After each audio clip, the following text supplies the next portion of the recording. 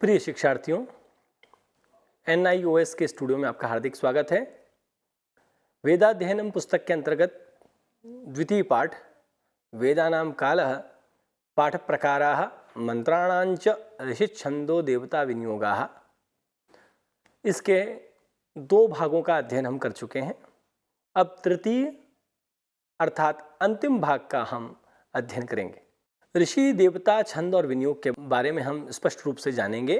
प्रत्येक वेद, प्रत्येक सूक्त, प्रत्येक मंत्र, इन सभी के ऋषि, छंद, देवता और विनियोग होते हैं। मंत्र के साथ में यदि हमें मंत्र याद है, मंत्र स्मरण है, तो इनका भी ज्ञान होना परम आवश्यक है। इस विषय में प्रसिद्ध वचन है, ऋषिछंदो दैवतानि ब्राह्मणार्थम स्वराद्यपि अविदित्वा प्रयुञ्जानो मंत्रकंटक उच्यते। इसके अतिरिक्त भी कहा गया है, अविदित्वा ऋषिं छंदो दैवतम योगमेव च योध्यापयेत् जपेद्वापि पापीयान् जायते तुसः। अर्थात ऋषि, छंद, देवता इत्यादि जो चीज़ें हैं, ये और स्वर, ये सब जो स्मरण करता है उसको ज्ञात होनी चाहिए। जो इनके अभाव में मंत्रों का प्रयोग कर देता है उसे कंटक कहते हैं। इसके अतिरिक्त ये बताया गया कि जो ऋषि, देवता, छंद और विनियोग इत्यादि चीज़ों को जाने बिना क्या करता है, क्रमशः बताया। अध्यापयेत्, जो पढ़ाता है, जपेद्वापि या जप करता है, निश्चित रूप से वह पाप का भागी होता है। इसलिए हमें प्रयत्नपूर्वक, स्मरणपूर्वक ऋषि, देवता, छंद और विनियोग के विषय में प्रत्येक मंत्र के बारे में जानना चाहिए। सर्वप्रथम हम ऋषि के बारे में जानते हैं कि ऋषि कौन होते हैं, क्या होते हैं, ऋषि शब्द की उत्पत्ति कैसे हुई इत्यादि। ऋष धातु गमनार्थक है। इसमें इन प्रत्यय करने से अथवा दर्शन के अर्थ में पढ़ी गई ऋष धातु के माध्यम से ऋषि शब्द की निष्पत्ति होती है। यदेतान तपस्यमानान ब्रह्म स्वयंभु अभ्यनार्यत तदृशयो भवन। कहा कि तपस्या करते हुए जो स्वयंभू ब्रह्मा है, उन्होंने ऋषियों को मंत्र प्रदान किए। तदृषीणाम ऋषित्वम इति विज्ञायते। ऋषियों का ऋषित्व क्या है? यही कि उन्होंने मंत्रों का दर्शन किया है। यास्क की उक्ति है, ऋषिर दर्शनात्। ऋषि दर्शन के कारण कहा जाता है। किस चीज़ का दर्शन? तो कहा मंत्र का दर्शन। इस विषय में एक प्रसिद्ध उक्ति और भी है, जहाँ कहते हैं, साक्षात्कृत धर्माणाः ऋषयो बभूवुः। अर्थात जिन्होंने धर्मों को साक्षात देखा है पुरा काल में, जब मानव मस्तिष्क में पाप का अंश नहीं होता था, तो धर्म साक्षात विद्यमान था। स्पष्ट रूप से सामान्य प्रयत्नों के द्वारा धर्म का साक्षात्कार हो जाता था। इसके पश्चात धर्म का साक्षात्कार, मंत्रों का साक्षात्कार जटिल होता चला गया। ऋषीणाम तपः फलेन एव ब्रह्मणः आशिषि वेदः तेषां हृदये स्वतः आविर्बभूव। अर्थात ऋषियों के तपोबल के कारण, उनकी तपस्या से प्रसन्न होकर के ब्रह्मा जी ने आशीष रूप में वेद दिए। किस रूप में दिए? कि उनके हृदय में, उनके मन में वह मंत्र स्वयं प्रस्फुटित हो गए। इस विषय में श्रीमद् भागवत में भी एक वचन प्राप्त होता है कि किस प्रकार से ऋषियों को वेद की प्राप्ति हुई। युगान्तेन्तरहितान वेदान सेतिहासान महर्षयः लेभिरे तपसा पूर्वम अनुज्ञाता स्वयं भुवा। किस प्रकार से युगांत होने पर, कल्प के आरंभ में ऋषियों के द्वारा वेद तपश्चरण पूर्वक प्राप्त किया गया, ये समस्त विषय श्रीमद् भागवत में भी व्यास जी द्वारा बताया गया है। देवता क्या है? तो देवता शब्द की व्युत्पत्ति है देवो दानाद्वा दीपनाद्वा द्योतनाद्वा। दानाद्वा अर्थात देवताओं को देवता इसलिए कहा जाता है कि उनके अंदर वो दान गुण से संपन्न रहते हैं। जब भी वह प्रसन्न होते हैं तो प्रसन्नतापूर्वक अपने भक्तों को, अपने स्मरणकर्ता को, तपश्चरणकर्ता को जो उसका अभीष्ट होता है उसको प्राप्त कराते हैं।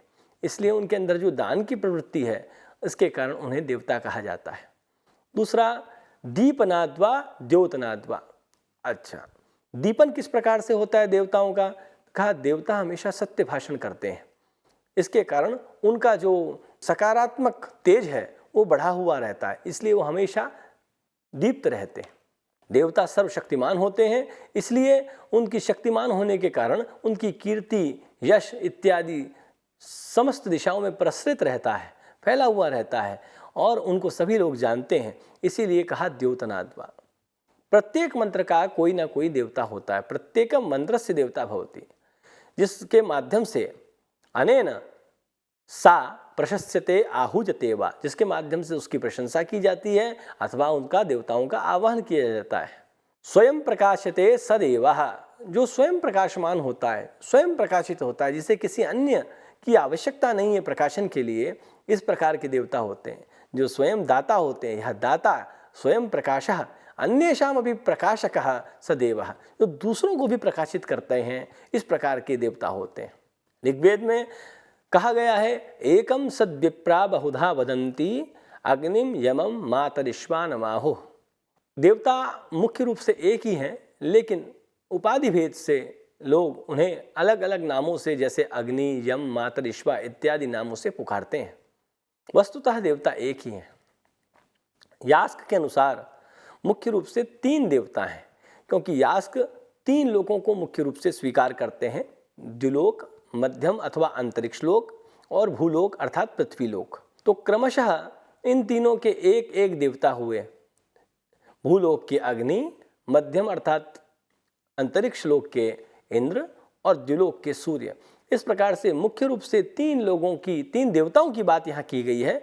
और यदि अन्य कोई देवता है तो प्रकारांतर से उनका अंतर्भाव इन 3 देवताओं के अंतर्गत ही हो जाता है। निश्चित रूप से उसका संबंध या तो द्युलोक से होगा, या मध्यम लोक से होगा, या भूलोक से होगा। तासामेव भक्ति साहचर्याद बहूनि नाम ध्येयानि भवन्ति कर्म पृथक्त्वाद् वा, ऐसा निरुक्त में कहा गया है। कहा कि जिन देवताओं की साथ में स्तुति की जाती है, निश्चित रूप से उनके कर्म में कोई समानता होती है अथवा उनके स्थान में समानता होती है, इसीलिए उनका भक्ति साहचर्य देखने को मिलता है। कुछ मध्यम स्थानीय देवता होते हैं, कुछ द्युस्थानीय देवता होते हैं, कुछ भूस्थानीय देवता होते हैं। छंद किसे कहते हैं? कहा कि यत् पापानि आच्छादयति तच्छंदः, जो पापों को आच्छादित कर ले, ढक दे, उसे छंद कहते हैं। आख्यान में सुना जाता है कि पुरा काल में, प्राचीन काल में प्रजापति ही अग्निम ससर्ज, प्रजापति ने अग्नि की उत्पत्ति की। अतः त्राणार्थम देवाः अग्नेः समीपम गतवन्तः, तो स्वयं की रक्षा के लिए देवता लोग अग्नि के पास गए। इस प्रकार से छंदों की उत्पत्ति हुई, ऐसा कुछ विद्वानों का मानना है। प्रमुख रूप से 7 छंद होते हैं। जितने भी छंद हैं प्रायशः देखा जाता है कि मंत्रों में 4 पाद होते हैं। कुछ कम पाद वाले भी देखने को मिलते हैं, लेकिन अधिकतम 4 पाद वाले ही मंत्र देखने में आते हैं। प्रत्येकम पादेषु समान संख्यकानि अक्षराणि भवन्ति, प्रत्येक पाद में समान संख्या में अक्षर होते हैं। जैसे किसी में प्रत्येक पाद में 8 वर्ण हैं या अक्षर हैं, तो चारों पादों में 8-8 ही होंगे। गायत्री मंत्र द्विजाति भी नित्यम उच्चार्यते, गायत्री मंत्र का उच्चारण द्विजातियों के द्वारा, अर्थात जिनका उपनयन इत्यादि संस्कार होता है उन्हें द्विजाति कहा जाता है। ब्राह्मण, क्षत्रिय, वैश्य, ये तीनों की परिगणना द्विजातियों में की गई है। तो ऐसे द्विजाति में उत्पन्न मनुष्य के द्वारा गायत्री मंत्र का नित्य उच्चारण किया जाता है। यहाँ पर 23 अक्षर होते हैं। अब प्रश्न ये उठता है कि जब हमें देखने में, जब हम गायत्री छंद का लक्षण पढ़ते हैं तो उसमें हम सुनते हैं कि 24 वर्ण होते हैं, 24 अक्षर होते हैं, यहाँ 23 कैसे? तो वहाँ पर एक पद में एक मात्रा को दीर्घ करके पढ़ा जाता है, और जिसको कि मंत्र में उस तरीके से नहीं पढ़ा जाता है, इसलिए उसकी संख्या 23 हो जाती है। हम क्रमशः देखते हैं कि किस छंद में कितने वर्ण होते हैं। सर्वप्रथम गायत्री छंद को देखते हैं। गायत्री छंद में 24 वर्ण होते हैं, उष्णिक छंद में 28 वर्ण होते हैं, अनुष्टुप छंद में 32 वर्ण होते हैं, बृहति छंद में 36 वर्ण होते हैं, पंक्ति छंद में 40 वर्ण होते हैं, त्रिष्टुप छंद में 44 वर्ण होते हैं और जगती छंद में 48 वर्ण होते हैं। इस प्रकार से देखने से स्पष्ट होता है कि गायत्री छंद का 2 गुना जगती छंद में है, अर्थात गायत्री छंद का जो है यदि 2 बार प्रयोग किया जाए तब जाकर के जगती छंद के वर्णों की संख्या प्राप्त होती है। ये हमने गायत्री आदि छंदों के विषय में सामान्य निर्देश किया। संख्या के अनुसार, वर्णों की संख्या के अनुसार इनके भेद प्रभेद और भी बहुत सारे हैं। अब हम विनियोग के बारे में जानते हैं। विनियोग क्या चीज़ है? यज्ञ कर्मणि मंत्रस्य प्रयोग स्थलमेव विनियोगः कथ्यते। वस्तुतः किसी मंत्र का प्रयोग कहाँ किया जाना है, इसका ज्ञापन करने वाले विनियोग होते हैं, इसके ज्ञापक विनियोग होते हैं। मंत्र के द्वारा अपाम प्रणयन क्रिया की जानी है, संकल्प किया जाना है, समिधा प्रक्षेप किया जाना है, परिस्तरण किया जाना है, पात्रा साधन किया जाना है, जो भी कृत्य किया जाना है उसका स्मरण कराने वाले मंत्र होते हैं। इसलिए हमें मंत्र के माध्यम से उसका विनियोग पता होना चाहिए, ज्ञात होना चाहिए, जिससे कि सही स्थल पर मंत्र का प्रयोग किया जाए। सायणाचार्य जी ने अपने भाष्य में श्रौत सूत्र से उद्धरण लेते हुए प्रत्येक मंत्र के विनियोग को प्रदर्शित किया है, स्पष्ट किया है। विनियोग 2 प्रकार का देखने में आता है, सामान्य विनियोग और विशिष्ट विनियोग। सामान्य विनियोग का प्रयोग संहिता पारायण के समय पर देखा जाता है, जब कोई छात्र या बटुक या द्विज मंत्रों का पारायण सामान्यतया स्मरण करने की दृष्टि से या अभ्यास करने की दृष्टि से करता है। प्रतिसूक्तानुसारेण मंत्रस्य प्रयोगः विशेषः, अर्थात जब हम अपनी कामना के अनुसार किसी विशेष सूक्त अथवा विशेष मंत्र का प्रयोग करते हैं तो फिर वह विशेष विनियोग में आ जाता है। यज्ञ कर्मों में हविर ग्रहण करने के समय पर जिन ऋग्वेद के मंत्रों का उच्चारण किया जाता है उनकी पारिभाषिक संज्ञा अनुवाक्या इस नाम से है। इसी प्रकार से आहुति को जब अर्पित किया जाता है अग्नि में, तो उस समय पर उच्चारण किए जाने वाले ऋग्वेद के मंत्रों के लिए पारिभाषिक पद याज्ञा इस प्रकार से है।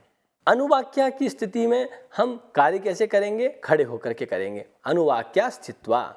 जब याज्ञा का कर्म करना होगा तब हम कैसे करेंगे? तो कहा बैठ करके करेंगे। याज्ञा च उपविश्य पठ्यते। अब हवि क्या चीज़ है? हमने कहा कि देवताओं को हवि अर्पित की जाती है, इसीलिए कहा यज्ञाग्नौ यद्दीयते तदेव हविः। यज्ञ की अग्नि में जो दिया जाए उसे ही हवि कहते हैं। इस प्रकार से हमने इस संपूर्ण पाठ में वेद के अपौरुषेय के विषय में, वेद के अपौरुषेय होने के विषय में भारतीय चिंतन क्या है, इसे विदेशी लोग स्वीकार नहीं करते हैं, इस विषय में जाना।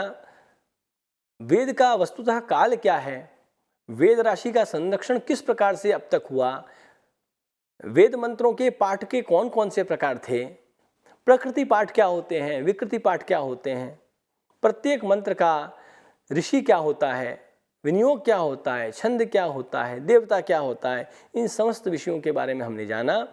और प्रत्येक मंत्र का एक विशिष्ट उद्देश्य भी होता है, यह भी हमने अपने इस पाठ में विशिष्ट रूप से जाना। धन्यवाद।